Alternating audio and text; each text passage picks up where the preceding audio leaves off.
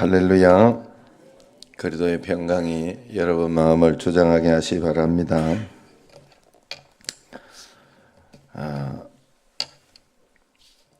1921년 스웨덴 출신의 선교사 데이빗과 스베아 플러드 부부는 2살짜리 아들과 함께 아프리카 중심부로 갔습니다. 당시 벨기에령 콩고라고 불리는 곳이었어요.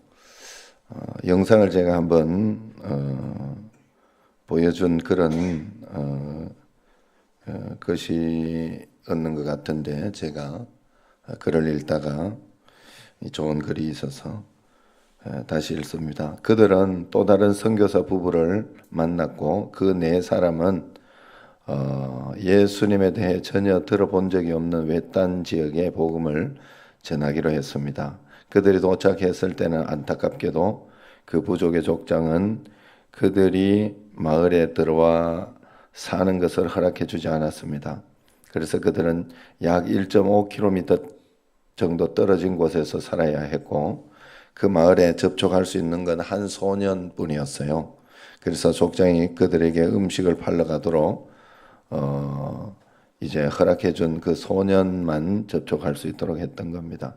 스베아는 결국 그 소년이 예수님을 믿도록 인도하기는 했으나 그것이 그들의 유일한 성과였고, 그 마을에서 다른 사람은 아무도 접촉하지 못했습니다. 마침내 다른 부부는 말라리아에 걸려서 그곳을 떠나고 플러드 부부만 그곳에 남았습니다. 그리고 얼마 되지 않아 임신 중이던 스베아도 말라리아에 걸렸습니다. 그녀는 아기를 낳은 후 며칠 만에 죽었습니다.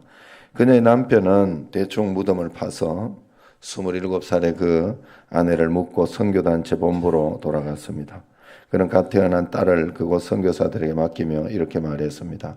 저는 스웨덴으로 돌아가겠습니다. 전 아내를 잃었고 이 아기를 돌볼 수도 없습니다. 하나님이 제 인생을 다 망쳐놓았습니다. 그는 아들을 데리고 떠났고 선교사들은 그의 딸을 입양해서 미국으로 데리고 가서 키웠습니다. 그 딸은 애기라는 이름을 가지게 되었고 미국에서 그리스도인 부모와 함께 성장했죠. 어느 날 그녀는 우편함을 살피다가 어찌된 것인지 모르지만은 스웨덴 잡지 한 권을 우연히 발견하게 됐어요. 잡지를 휙휙 넘겨보는데 하얀 십자가가 있는 투박한 무덤 사진 한 장이 그녀를 멈추게 했습니다. 십자가에는 스베아 플러드라는 이름이 적혀 있었습니다. 그녀는 자기 어머니의 이름을 알아보았고, 그녀는 사진과 함께 실린 이야기를 번역해 줄 수 있는지 다른 사람에게 그 잡지를 가져갔습니다. 애기라고 했죠. 이름이 애기. 그 애기는 가만히 앉아서 자기 어머니가 선교사로 했던 그 사역에 대해서 들었습니다. 얼마 후에 그녀는 아버지를 찾으러 스웨덴으로 갔어요. 데이빗은 재혼해서, 그 아버지는 재혼해서 4명의 자녀를 더 두었고 술 때문에 삶은 엉망이 되어 있었습니다. 이복 현재 자매들과 감동적인 만남을 가진 후에 아기는 아버지를 만나고 싶다는 이야기를 꺼냈습니다. 그들은 약간 머뭇거리다가 이렇게 설명했어요. 아버지와 이 얘기를 나눌 수는 있어도 아버지가 많이 아프시다. 그러니 반드시 알아둬야 될 것은 아버지가 하나님 이름을 부를 때마다 버럭 화를 내니까 그렇게 부르지 마라 라고 이야기를 한 겁니다. 그래도 그 딸이죠. 이제 딸을 맡겨놓고 갔다고 이야기했죠. 그 아기는 단념하지 않았다고 하죠. 그녀는 그의 작은 아파트로 걸어 들어갔습니다. 빈 술병이 사방에 널려 있었어요. 아기는 오래전에 자신을 버린 73세의 아버지에게 다가가서 아빠라고 말하자 그 아버지는 눈물을 흘리면서 거듭 사과를 하기 시작했습니다. 그녀는 웃으며 말했습니다. 하나님께서 저를 보살펴 주셨어요. 괜찮아요, 아빠. 하나님께서 저를 보살펴 주셨어요. 그 순간 그의 표정이 굳어지더니 눈물을 멈추었습니다. 하나님은 우리 모두를 잊으셨어. 그는 벽으로 얼굴을 돌리며 말했다고 합니다. 우리 삶이 이렇게 된 건 다 하나님 때문이야. 아빠에게 돌려드릴 얘기가 있어요. 이것은 실화예요. 아빠와 엄마가 하나님께 인도했던 그 어린 소년이 자라서 그 마을 전체를 예수님께 인도했어요. 아빠가 뿌린 씨앗이 계속 자라고 또 자랐던 거예요. 아빠가 하나님의 부르심에 충실히 따르셨기 때문에 지금 600명도 넘는 아프리카 사람들이 하나님을 섬기고 있어요. 아빠가 아프리카에 간 것은 결코 헛된 일이 아니었어요. 엄마의 죽음도 헛되지 않았어요. 아빠, 예수님은 아빠를 사랑하세요. 한 번도 아빠를 미워한 적이 없어요. 그 이야기를 들은 데이빗은 너무 놀라 정신이 멍해졌습니다. 근육의 긴장이 풀렸고 그들의 대화는 계속 되었어요. 그날 그는 수십 년 동안 원망했던 하나님께 돌아왔고 몇 주 후에 죽음의 문을 지나서 하늘에 계신 하나님과 함께 영원한 집으로 들어갔습니다. 수많은 사람들이 자신의 고통을 크게 느낄 때마다 해답을 찾으면서 그렇게 이야기하죠. 하나님 왜 이런 일이 일어납니까? 라고 이야기를 합니다. 이 이야기를 들으면서 여러분은 어떤 생각을 하게 됩니까? 우리가 하나님 앞에서 이렇게 믿음을 이렇게 가져야 돼요. 하나님 앞에서 모든 일에는 다 이유가 있다. 하나님께서 이 일을 일어나게 하신 데에는 이유가 있다. 내가 그것을 그 이유를 내가 그런데 그 이유가 있다는 것을 알고 그냥 하나님을 믿으려고 해야 돼. 하나님을 이유를 밝혀내려고 하는 것보다는 그 하나님을 그럼에도 불구하고 그 하나님을 내가 신뢰하고 나는 따를 것이다.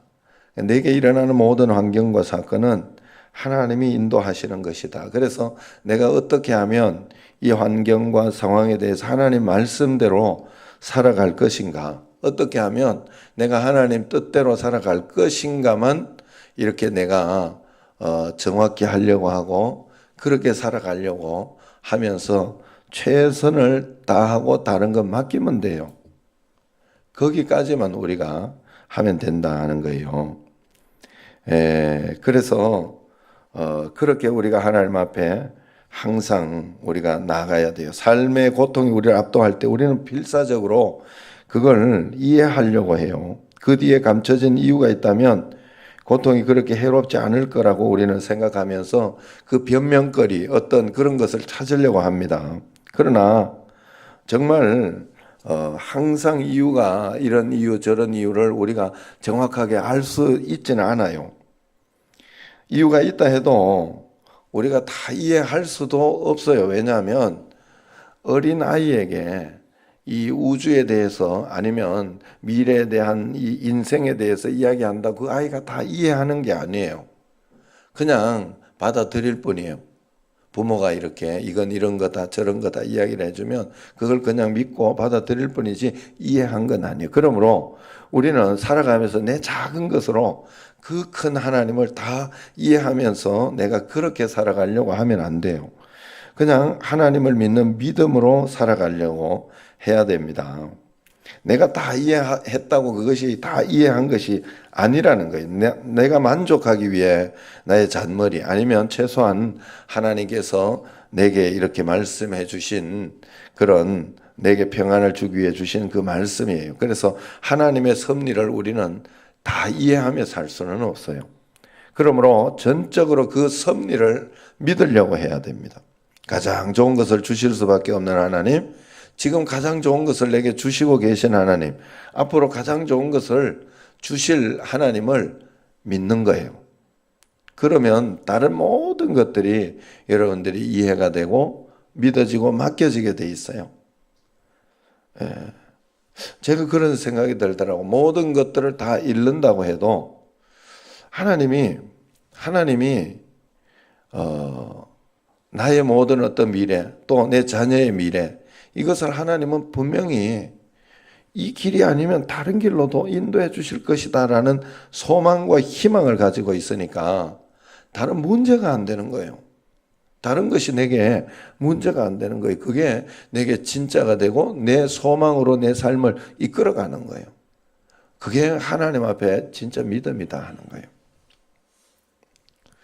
우리에게 분명한 것은 내게 일어난 일이 이 이유는 내가 다 알 수는 없지만 한 가지 하나님께서 분명한 것은 목적은 분명하다는 거예요. 우리에게 이렇게 목적은 분명해요. 뭔가 하면 하나님의 영광과 하나님 나라를 위한, 그리고 내게 뭔가 내가 다 이해하지 못하는 그 뭔가가 있어서 그래요. 여러분 기본적으로 한번 생각을 해보세요. 착하고 우리가 하나님 말씀대로 살면 다 하나님 앞에서 붙잡아줘. 기본적으로 구원받는 것, 그 목적이 하나님 앞에 뜻이 있잖아요. 그러면 어떻게 해서라도 기본적으로 북한의 뭐 김정은이나 이거 그냥 조져버리고, 예? 또 이렇게 우리가 이렇게 악하고 저렇게 악한 놈들 있잖아요. 그거 그냥 해버리고, 말도 안 되는 일을 가지고 이렇게 주장하고 막 이렇게 하는 것도 있으면 그것도 그냥 확 해버리고 이렇게 해야 되는데 하나님 그렇게 하지 않는다고. 그건 내가 다 이해하는 게 아니에요. 내가 할 수 있는 건 그 사람들을 전도해야 되는 것이고, 제가 이번에 깨달은 거예요. 진짜 내가 너무 늦게 깨달았어요. 하니까 있어, 전도를. 맞죠? 예? 어제도 고성덕 집사님 하니까 있잖아. 가서 이렇게 이야기하는데 자기는 다 안 돼. 원래 어머니하고 다 원래 나가게 해가지고 그러면서, 예? 해서 요번 주일은 꼭 온다 그랬어요. 그래도 이제 다 믿을 건 아니에요. 그렇지만 끝까지 해야 되는 끝까지. 그러면서 예? 그런데 봐요. 우리가 모든 사람이 구원받는 거는 하나님의 뜻이잖아요. 그러면 다 구원받아 끝내버려야지. 근데 여기 남겨져 있어. 그리고 하나님의 말씀은 전도에 미련한 일을 하라 그래. 거기까지밖에 우리는 말씀에 있는 것까지밖에 이해할 수 없고 할 수 없어요. 말씀에서, 성경 말씀에서 11조 뭐 거기까지 이해밖에 안 되는 거예요. 주일 성수, 또 순종하고 교회를 사랑하고 이웃을 사랑하고, 거기까지 다 이해하고 내가 다 이해하고 가는 게 아니에요. 하나님 말씀을 믿고 가는 거지. 지금 이런 굉장한 역사가 그 아이 하나에게서 이런 굉장한 역사가 일어날 줄은 상상도 못한 일이었지만 하나님은 그 일을 일으키셨어요. 우리가 하나님을 다 이해할 수 없어요. 그래서 분명한 것은 이유는 다 알 수 없지만 목적은 분명히 안다. 그래서 이유가 무엇 때문인지는 우리가 몰라도 하나님의 목적, 그것을 우리가 주목하면서 살아야 돼요. 예수님과 그 제자들이 날 때부터 맹인인 사람을 우연히 만나셨을 때 요한복음 9장에 보면, 또 실로암에서 망대가 무너져서 18사람이 죽었다는 소식을 들었을 때 누가복음 13장에서 예수님이 무슨 말씀을 하셨습니까? 사람들이 와서 물었죠. 왜 이런 일이 일어납니까? 라고 이유를 설명해 달라고 해요. 그때 예수님께서 이유를 설명한 것이 아니라 목적을 이야기해 줬어요. 이런 일들이 일어나지만 여기에서 이루어질 하나님의 역사를 봐라. 죄가 많아서 그런 것이 아니다.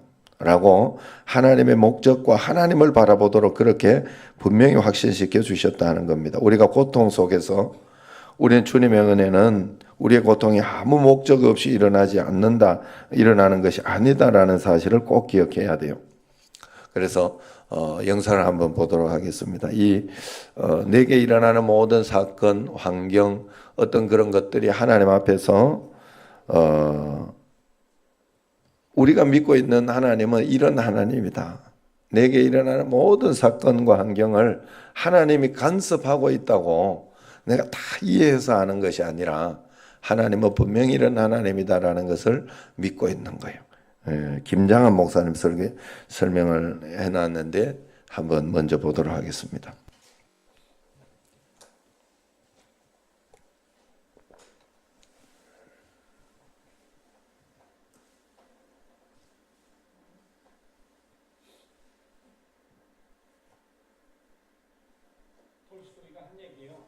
언제가 제일 중요하냐? 지금이 제일 중요한 시간이야. 누가 제일 나에게 중요한 사람이냐? 지금 내 옆에 있는 사람이 제일 중요한 사람이야. 이것을 깨닫고 오늘 내가 어떻게 살아야 되느냐? 왜 하나님이 나한테 이 사람하고 오늘 점심을 먹게 하셨나? 하나님의 뜻이 계실 거예요. 왜 이 사람을 나와 같이 엘리베이터 타게 했나? 뜻이 있을 거예요. 그 사람한테 친절하게 하고 그 사람한테 예수를 전하고 그 사람한테 사람의 향기를 풍긴다고 할 것 같으면 나는 오늘 하나님의 뜻대로 산 사람입니다. 하나님이 내 발걸음을 인도해 주실 거다. 우연이 되는 건 나에게 없다. 하나님의 다 계획 속에서 나가 움직이고 내가 사람 만나고 그 사람에게 어떻게 행동을 해야 되는 것도 다 하나님의 뜻 가운데서 이루어지는 거다. 오늘 여러분들이 어떠한 어려움을 당하고 있다 하더라도 힘든 일이 있다 하더라도 그것도 하나님 뜻 안에서 이루어지는 것이라고 내가. 그런데 우리는 더 자신 있는 게 우리의 인생을 하나님 앞에 맡겼기 때문에 하나님을 믿지 않는 사람하고 하나님을 믿는 사람하고는 하늘과 땅 차이요. 왜? 나는 하나님께서 나를 인도하고 계시고 내 발걸음을 인도하고 계시기 때문에 나는 하나님의 뜻대로 가기만 하면 되는 거예요. 그래서 마음이 편하죠. 저기 가서 강연에 죽을 쓴다 하더라도 오늘 나에게 주어진 하나님의 뜻이기 때문에 나는 최선만 다하면 나머지는 하나님께서 책임져 주시고 내가 잘 못했다고 하더라도 하나님께서 그러한 가운데도 뭐 하나 택해서 하나님의 뜻을 이루시고자 하는 뜻이 계시기 때문에 나는 순종하면 그것으로 내 사명을 다 마쳤다고 봐야죠.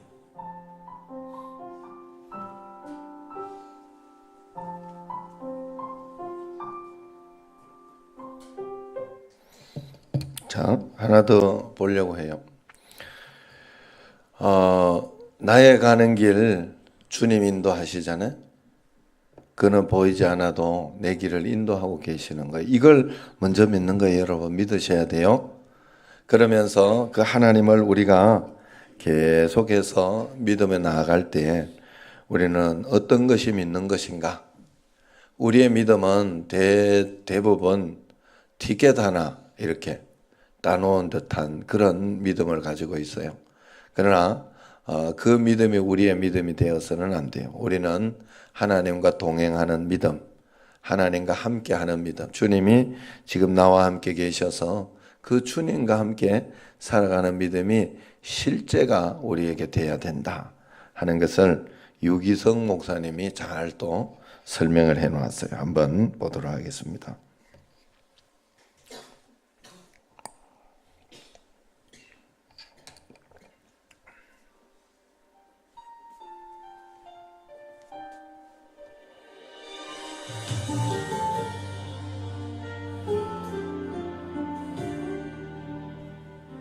자, 구원을 소홀히 여긴다는 것이 뭘 어떻게 하는 것인가? 구원이 뭡니까? 많은 크리스천들이 구원을 천국 가는 티켓으로 생각하는 경향이 있습니다. 그런데 이렇게 생각하는 태도, 바로 구원을 소홀히 여기는 겁니다. 구원은 그렇게 티켓 받은 것으로 끝나는 문제가 아니기 때문입니다. 여러분, 지금 여러분이 제대로 구원받고 있는지 확인하셔야 되죠. 구원은 천국 가는 기차 티켓이 아니고 구원 자체가 예수님과 친밀한 교제입니다. 내가 지금 내 안에 오신 예수님을 알고 그 예수님과 친밀히 교제하고 있다면 나는 구원받은 사람입니다. 여러분, 정말 예수님과 친밀한 교제 속에 있으면 말입니다. 문제가 될 게 아무것도 없습니다. 핍박이 온다고 예수님이 떠날 이유도 없습니다. 주님은 얼마든지 이길 힘을 주십니다. 그래서 여러분에게 묻는 겁니다. 여러분 혹시 구원을 소홀히 여기고 있지는 않습니까? 여러분이 사는 게 바쁘고 힘들다고 해서 여러분 마음에 오신 예수님 잊어버리고 생각도 안 하고 예수님과 친밀한 교제를 가져야 된다는 거, 그건 뒷전에 다 먹고 사는 게 너무 바쁘니까 그저 예수 믿었으니까 됐어.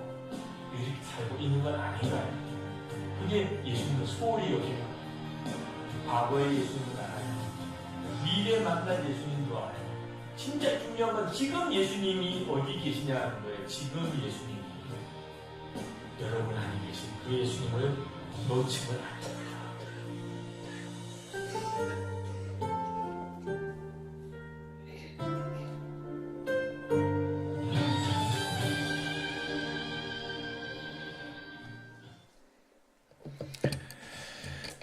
내 안에 계신, 내 안에 오신 예수님. 자, 그 주님과 함께 하루하루 한 걸음 한 걸음 살아가는 것이 우리가 해야 하는 전부예요. 전부입니다. 그래서 하나님 앞에서 내가 최선을 다한다. 그것은 어떤 말이냐? 하나님 말씀대로. 그래서 제가 새벽에 이럴 때 제가 왜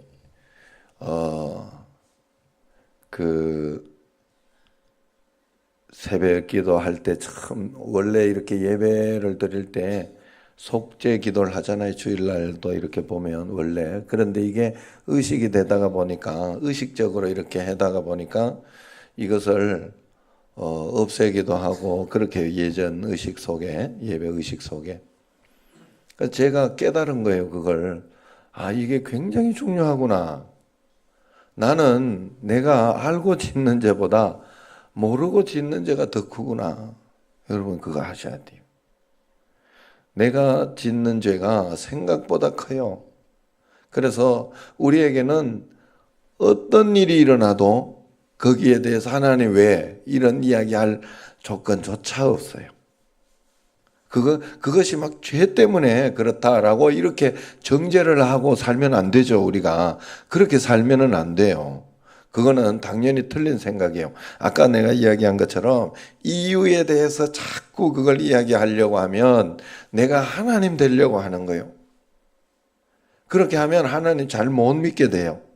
하나님을 믿으려고 해야 돼. 신뢰하려고 해야 되고 받아들이려고 해야 돼요. 그걸 받아들이면서 내가 하나님 앞에서 할 수 있는 것만 최선을 다하면 돼요.